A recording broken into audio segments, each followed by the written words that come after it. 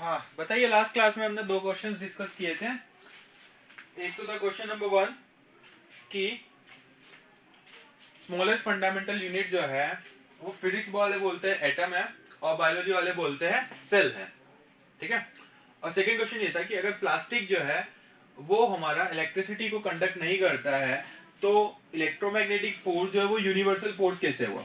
भाई जरूरी थोड़ी ना इलेक्ट्रोमैग्नेटिक फोर्स जो है इलेक्ट्रिसिटी हर कोई पास करने देता है। वुड है, रबर है, they are insulator, they does not allowed to pass और to flow the charge, so it means they are insulator.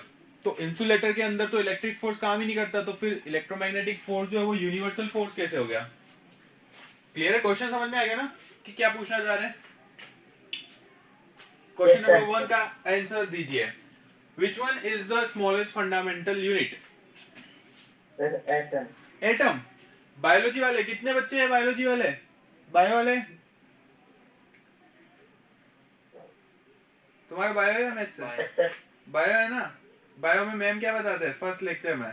Smallest fundamental unit क्या है लिविंग स्पीसीज की? हाँ वो एनिमल नहीं सर लिविंग स्पीशीज भी सर कार्बन के बने हुए होते हैं। कार्बन के बने हुए होते हैं? कार्बन के बने होते हैं क्या? Yes sir. ओके ठीक है, कार्बन के बने होते हैं तो क्या हुआ? तो सर कार्बन के अंदर इलेक्ट्रॉन। भाई एक बात बताओ, हड्डियां है ना, हड्डियां, बोन्स, बोन्स किससे मिलके बनी है? मेन कंपोनेंट कौन सा है बोन का? कैल्शियम। कैल्शियम होता है। तो कार्बन कहाँ हुआ है? तो ब्लड है। ब्लड क्या है आपका? लिक्विड है। ब्लड के अंदर हीमोग्लोबिन वगैरह होता है। सेल्स होती है, सेल्स होती है ना। ऑर्गन्स है, आपकी स्किन है, स्किन भी किससे मिलके बनी है? सेल से मिलके बनी है ना, कोशिका, सेल। तो ये कार्बन कहाँ हुआ? सेल और कोशिका एक ही है क्या? सॉरी, कार्बन और सेल एक ही चीज होती है क्या? नहीं होती ना। तो फिर how would you justify that carbon और body is a carbon based structure? कैसे कैसे कैसे कैसे? मोस्ट चीजें कार्बन से बनी है। हाँ चलिए बताइए, most of the part of our body is based on the carbon. Example, भाई बोन्स बनी हुई है कैल्शियम की, हेयर्स बने हुए प्रोटीन के, स्किन बनी हुई है सेल्स है, ब्लड बना हुआ हीमोग्लोबिन वगैरह कंपोनेंट्स है। तो कार्बन तो अभी तक एक भी नहीं आया, जबकि आप बोल रहे हैं कि आपकी बॉडी जो है वो कार्बन बेस्ड है। कैसे कैसे कैसे? क्लियर कीजिए। तो प्लाज्मा कार्बन से बने। सेल्स कार्बन से बने होते हैं? सेल्स कार्बन से बने? तो प्लाज्मा 90% ऑर्गेनिक कंपाउंड से बना है। प्लाज्मा मतलब कार्बन होता है? प्लाज्मा के अंदर बना होता है 90% ऑर्गेनिक कंपाउंड। 90% ऑर्गेनिक कंपाउंड और 10% ऑर्गेनिक। ऑर्गेनिक में कार्बनिक होता है। ऑर्गेनिक में कार्बन होता है। फॉर एग्जांपल सेल के अंदर बताइए कार्बन कैसे हुआ, कहाँ आया? हमारी बॉडी के अंदर सेल्स है ना, हर सारे ऑर्गन जो है वो सेल से मिलके बने हुए हैं, तो वहां पे कार्बन कहाँ दिखा तुम्हें? सेल के अंदर तो क्या होता है? माइटोकॉन्ड्रिया होता है, न्यूक्लियस होता है, क्रोमोसोम्स होते हैं, ये होता है ना सब कुछ। थोड़ी बहुत 12th तक मैंने भी पढ़ी हुआ है, तो उसके बाद बीटेक में चले गए थे कि मैथ्स ली थी, तो 12 भी नहीं, 10th तक ही पढ़ी थी। 11 12 में भी मैथ्स था, तो बायो से कोई कांटेक्ट नहीं था, बट हाँ थोड़ा इंटरेस्ट था तो थोड़ा बहुत पढ़ लेता था 12 तक, उसके बाद तो बिल्कुल नहीं पढ़ी। तो बताइए, हाँ सेल के अंदर कार्बन कहाँ है?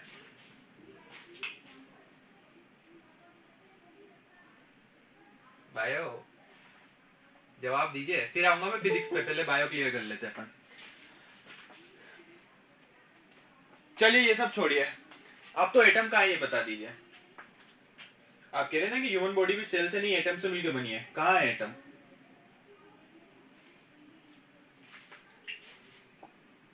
बायो वाले इज्जत का सवाल है, एटम्स दिखाओ मुझे बॉडी के अंदर।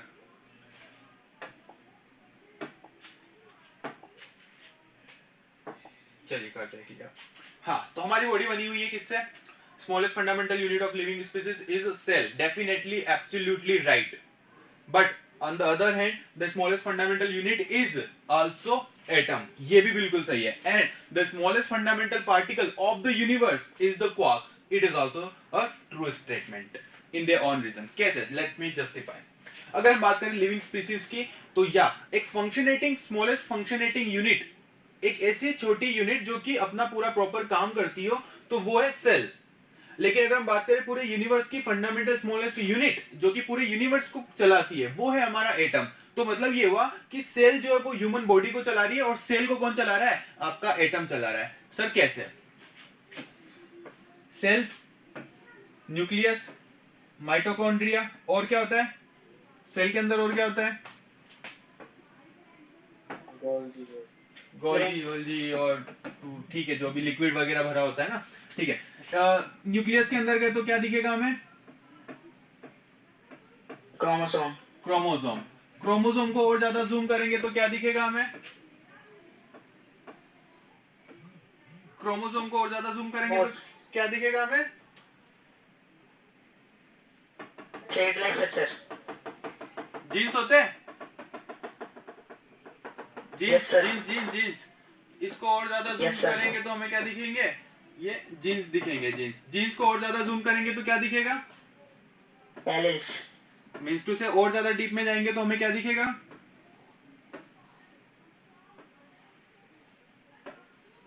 डीएनए दिखेगा। Yes sir. डीएनए के अंदर बॉन्ड्स बने हुए होते हैं। Yes sir. किस किस के बीच में बने होते हैं? डीएनए का स्ट्रक्चर क्या होता है? यहाँ पे किस किस के बीच में बॉन्ड होते हैं? अरे बायो 12th 11th 12th आ गया तुम्हारा। डीएनए, डीएनए का स्ट्रक्चर, अरे क्लास 10th में आ जाता है ये। डीएनए के अंदर कौन कौन से होते हैं कंपोनेंट्स? कौन से कंपाउंड्स होते हैं? Sir A B. A B, blood group है ए बी। क्या करूं मैं तुम्हारा? मैं मैथ्स का हूं, पता है तुम्हें? और आप में से कुछ स्टूडेंट्स जो है बायो से है, कोर ब्रांच आपकी बायो है, और ये सारी चीजें 10 से रिलेटेड है। डीएनए क्या होता है यहाँ पे?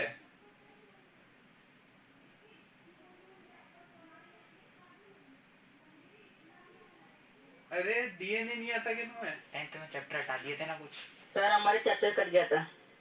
वाह बढ़िया बढ़िया, बहुत बढ़िया। तो ये है रीजन। आधे चैप्टर और जो चैप्टर हटा उसमें डीएनए भी हट चुका था, सेल स्ट्रक्चर भी हट चुका था। हाँ हाँ हाँ।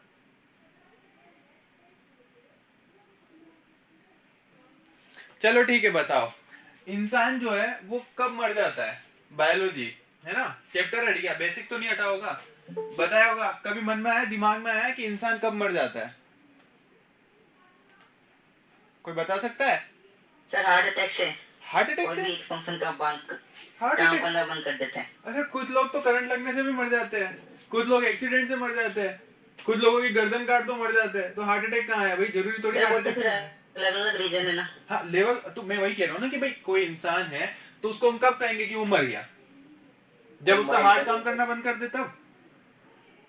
Yes sir. ये सर नेचुरली पूछ रहे हो क्या? हाँ नेचुरली, साइंटिफिकली पूछ रहा हूँ मैं। साइंस की नजर से देखिए, साइंस की नजर से सोचिए कि कोई इंसान कब डेड कहा जाता है? जब उसका ब्लड सर सर्कुलेशन जब बंद हो उसका जाए। दिमाग बंद करना बंद जाता है। क्या क्या? दिमाग मर जाता है जब उसका। दिमाग मर जाता है। वैसे तो कहते हैं ना कि विपरीत काले विपरीत समय बुद्धि नष्टम, या ऐसा कुछ होता है ना कि बुरे समय में बुद्धि भ्रष्ट हो जाती है, काम करना बंद कर जाती है। कुछ लोग होता है जिनका वैसे ही दिमाग बचपन से ही काम नहीं करता है, कुछ का कितनी भी काजू बादाम खिला लो दिमाग काम ही नहीं करता है, तो वो मर गए क्या? अब सर उसमें साइंस लगी नहीं रही। साइंस लगी नहीं रही है। चलो दिमाग काम करना बंद कर दिया है ना, तो उस वाले दिमाग को हटा करके दूसरा दिमाग लगा देंगे तो काम करना चालू हो जाना चाहिए। भाई मान लो, चलो आप कह रहे हो कि इंसान कब मर जाता है, मैं एग्जांपल्स कुछ दे रहा हूँ आपको, अजम्पशंस दे रहा हूँ।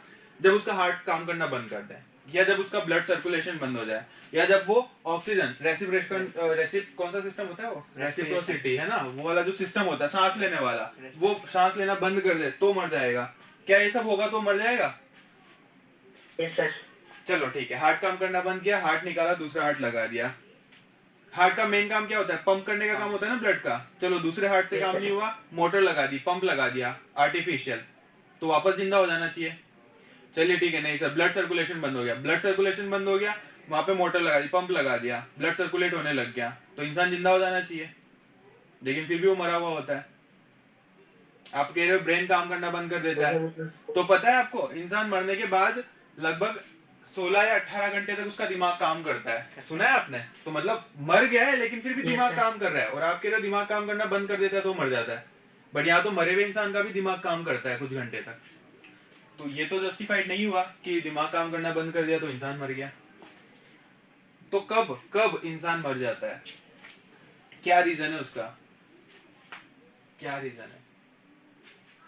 बताइए बताइए बताइए। कभी सोचा है, डिस्कस किया है टीचर से या कहीं पे आपस में बैठ के कि यार इंसान मर कब जाता है? सोचो सोचो सोचो। सांस लेना बंद कर दी, पंप लगा दिया मुंह में भी, अंदर बाहर फूक दे रहे ले रहे, फूक दे रहे ले रहे, हवा अंदर जा रही है बाहर निकल रही, लेकिन फिर भी वो नहीं जिंदा होता है।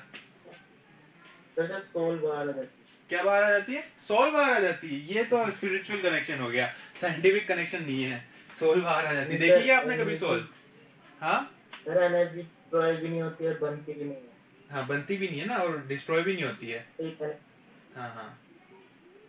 तो जब ये बाहर आ जाती है तो फिर तो वो तो जब प्यार में धोखा मिलता है तब भी आत्मा मर सर जाती है। सेलुलर फंक्शन होना बंद हो जाता है। सेलुलर फंक्शन मतलब जब एक सेल दूसरी सेल में डिवाइड होना बंद हो जाती है ना? सेल नो सर, वो यस सर, नहीं, वो नो वर्क नो करना बंद कर देती है। क्या वर्क करना बंद कर देती है? चल ठीक है, बहुत हो गया। आते हैं सॉल्यूशन पे। ये जो जीन्स देख रहे हैं ना आप, ये जीन्स, इन जीन्स की एक कैरेक्टरिस्टिक होती है, they are used to create their own replica. So whenever genes stop their working to create their replica, then the human being called as a dead. Is it clear to everyone? तो जब भी आपको scientifically, आप एक बार अपने bio के teacher से भी डिस्कस कीजिएगा कि मैम सर जो भी है कि ma'am when a human being is called as a dead, तो बिल्कुल आप उनसे डिस्कस कीजिए। देखते हैं वो क्या जवाब देते हैं। बिल्कुल नॉट अ बिग डील। तो यहाँ से चीजें क्या होती है, हमें सीखने को मिलता है, नई नई चीजें सीखने को मिलती है। तो जब ये जो जीन्स है, ये जीन्स जो है जो किसे कैरी करते हैं, डीएनए को, जो हमारी ह्यूमन की इंफॉर्मेशन होती है, पर्सनल इंफॉर्मेशन, सबसे ज्यादा पर्सनल इंफॉर्मेशन इसी में होती है, जो कि पूरे ह्यूमन की डेटा को स्टोर करता है। तो ये जो जीन्स जब अपने आप के सेम रिप्लिका क्रिएट करने की कैपेबिलिटी को लूज कर देते हैं, तो जो ह्यूमन बीइंग है वो डेड कहलाता है। Is it clear to everyone? Yes sir. Scientifically. बाकी आत्मा वगैरह जो भी मानो तो सब होता है, नहीं मानो तो कुछ नहीं होता है। उसके बाद हम आते हैं डीएनए पे। तो DNA was the most important topic for your future and as well as the present time.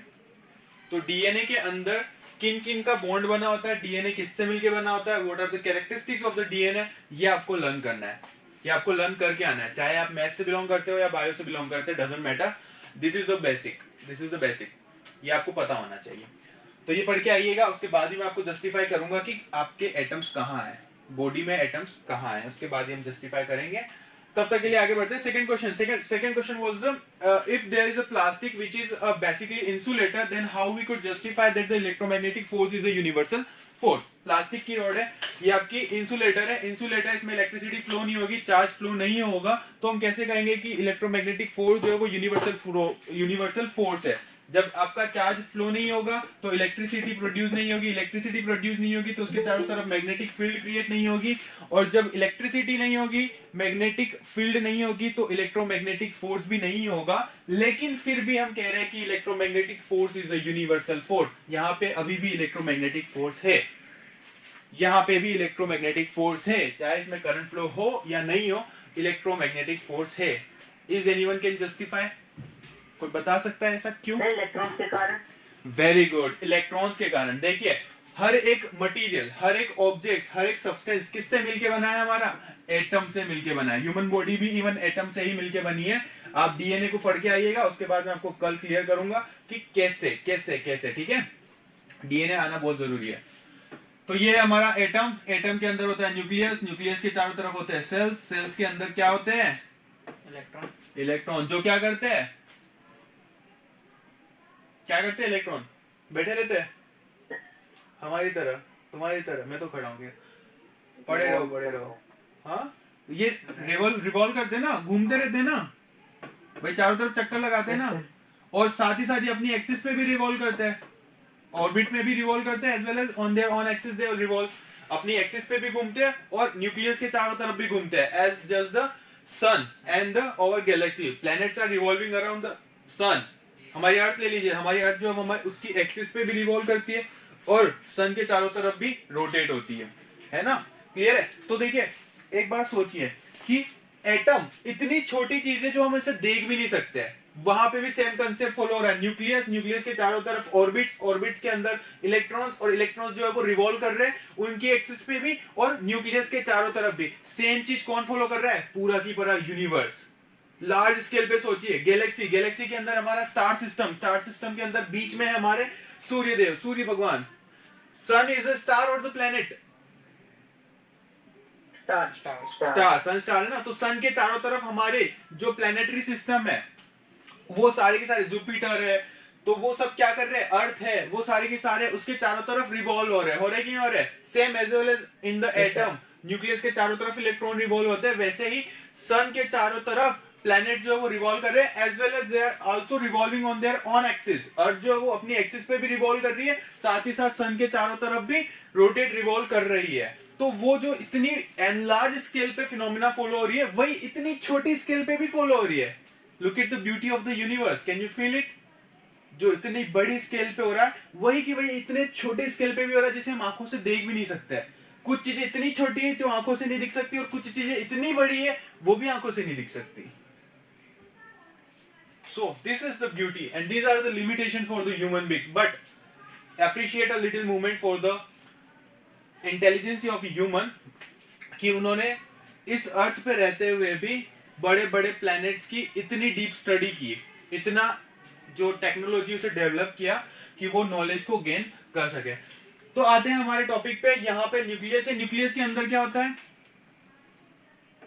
Neutron, neutron और प्रोटॉन है ना? न्यूट्रॉन और प्रोटॉन होते हैं। प्रोटॉन पे चार्ज कौन सा होता है? पॉजिटिव चार्ज होता है। इलेक्ट्रॉन पे चार्ज कौन सा होता है? नेगेटिव चार्ज होता है। Very good. चलिए, तो देखिए हर एक सब्सटेंस, प्लास्टिक भी है तो वो एटम से मिलके बना है, एटम से मिलके बना है तो एटम के अंदर न्यूक्लियस भी है, इलेक्ट्रॉन्स भी है। इलेक्ट्रॉन्स आपका चार्ज पार्टिकल है, चार्ज पार्टिकल घूम रहा है, चार्ज पार्टिकल जब मूव करता है तो क्या प्रोड्यूस होता है? इलेक्ट्रिक फील्ड प्रोड्यूस होती है, और जब ये मूव करेगा तो इलेक्ट्रिक फील्ड के साथ साथ मैग्नेटिक फील्ड भी क्रिएट करेगा। तो क्या प्लास्टिक के अंदर भी इलेक्ट्रोमैग्नेटिक फोर्स है या नहीं है कि नहीं है? सर इलेक्ट्रिसिटी को फ्लो नहीं होने देता है, बट इलेक्ट्रोमैग्नेटिक फोर्स को तो कैपेबल है ना, वो कैरी करता है कि नहीं करता है? दोनों चीज अलग अलग क्या? बिल्कुल अलग अलग है।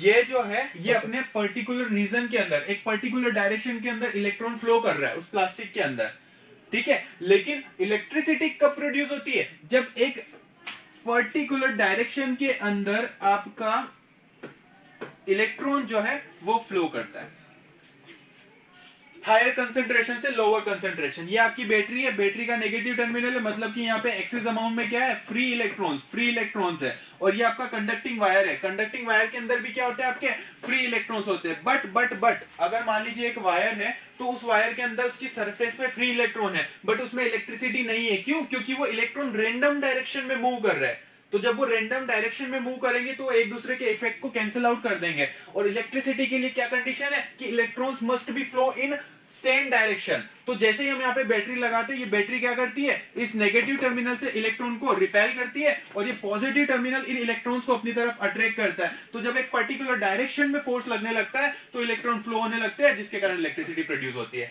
जैसे कहते हैं ना कि फोर्स लगना जरूरी नहीं है, सही डायरेक्शन में फोर्स लगना जरूरी है।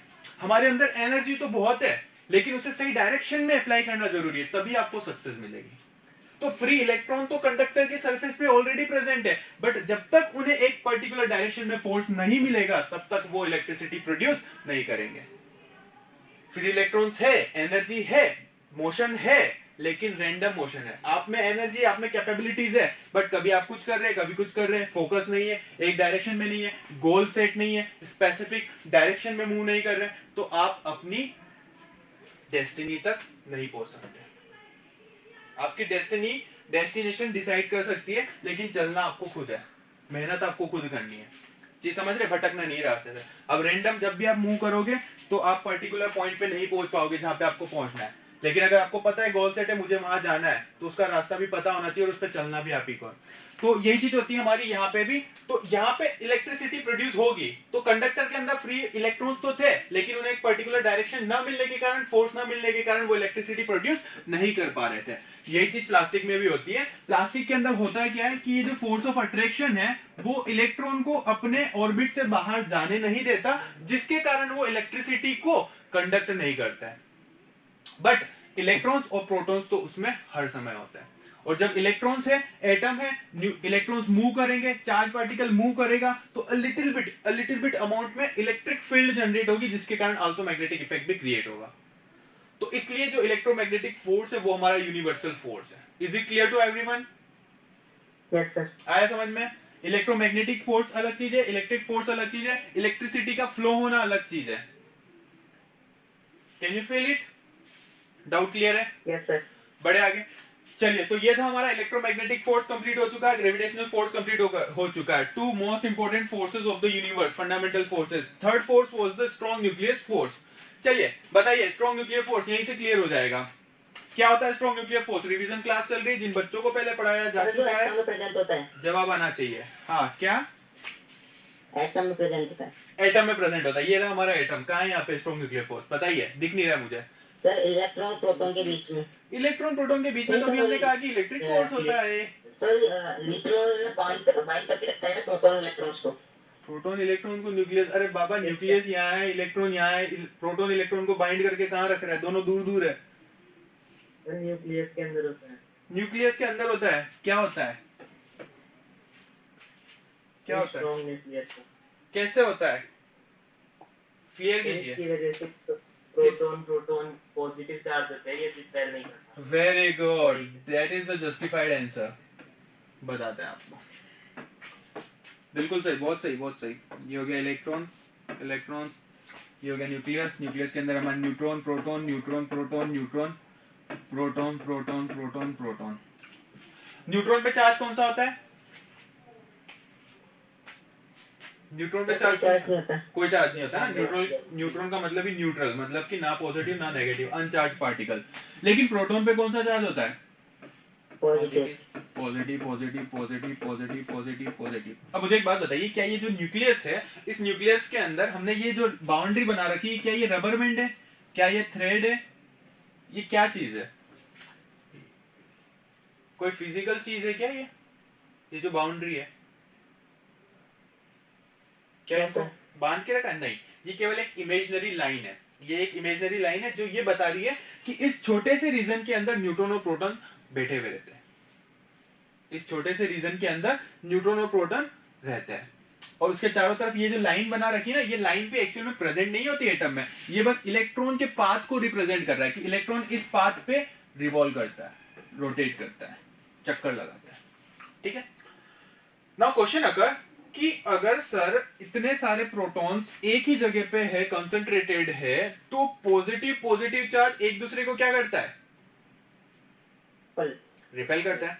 तो ये प्रोटॉन आपस में एक दूसरे को रिपेल करने चाहिए, और साथ ही साथ ये इलेक्ट्रॉन है, ये प्रोटॉन है, ये नेगेटिव चार्ज है, ये पॉजिटिव चार्ज है, तो प्रोटॉन प्रोटॉन को रिपेल करेगा, प्लस ये इलेक्ट्रॉन इस प्रोटॉन को अट्रैक्ट करना चाहिए।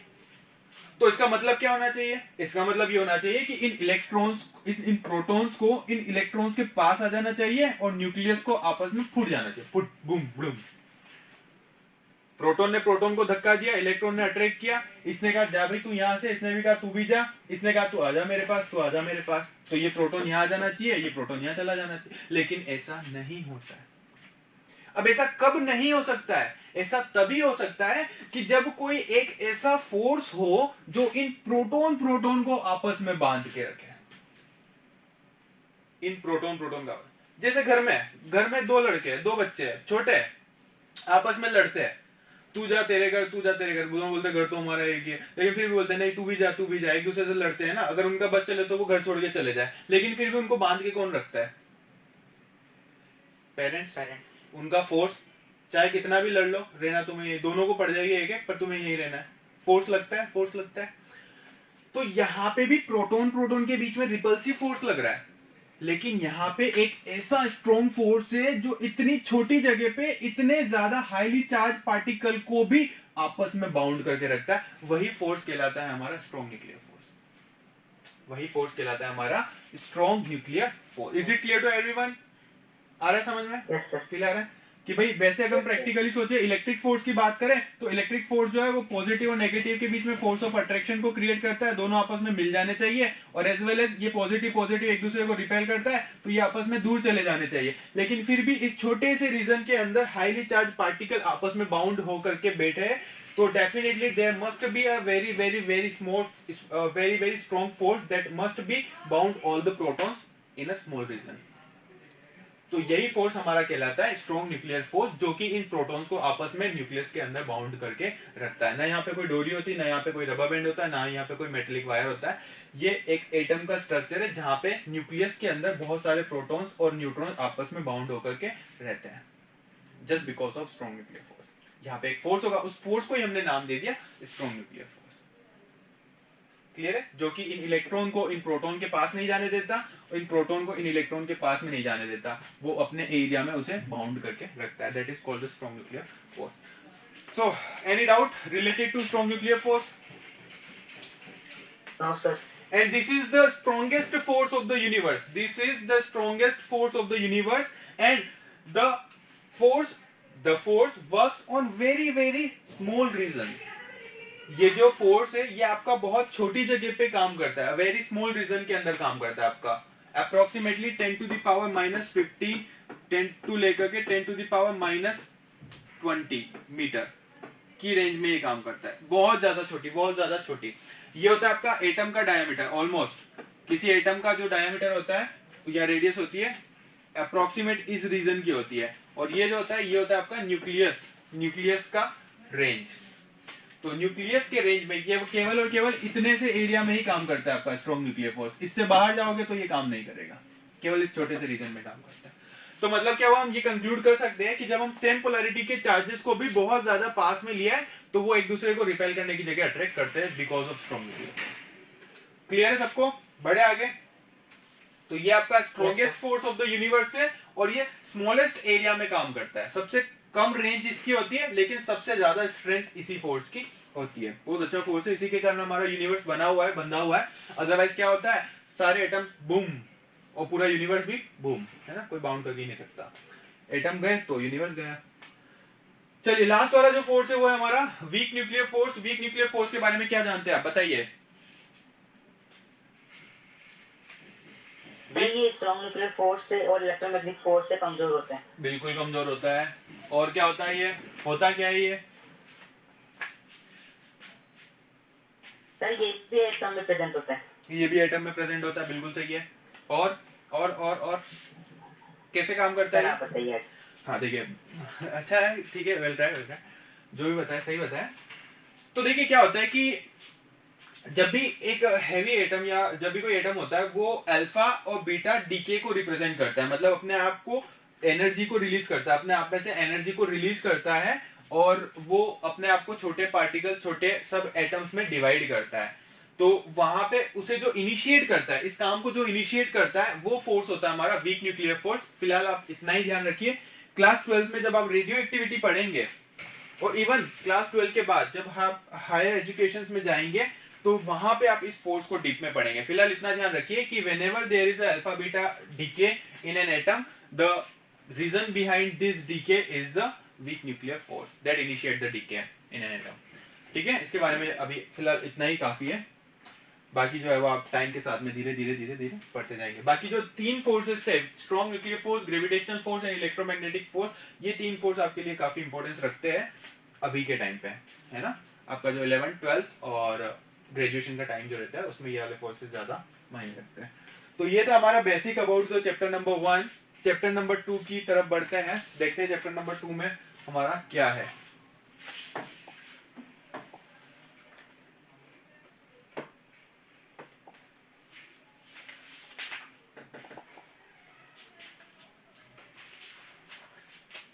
Times up. ठीक है, चैप्टर नंबर 1 का रिवीजन हो चुका है, क्लास का टाइम भी ओवर हो चुका है, सेकंड क्लास का टाइम स्टार्ट हो चुका है। मिलते हैं चैप्टर नंबर 2 के रिवीजन क्लास के साथ अगले लेक्चर में। चैप्टर नंबर 1 रीड कर लीजिएगा, लर्न कर लीजिएगा।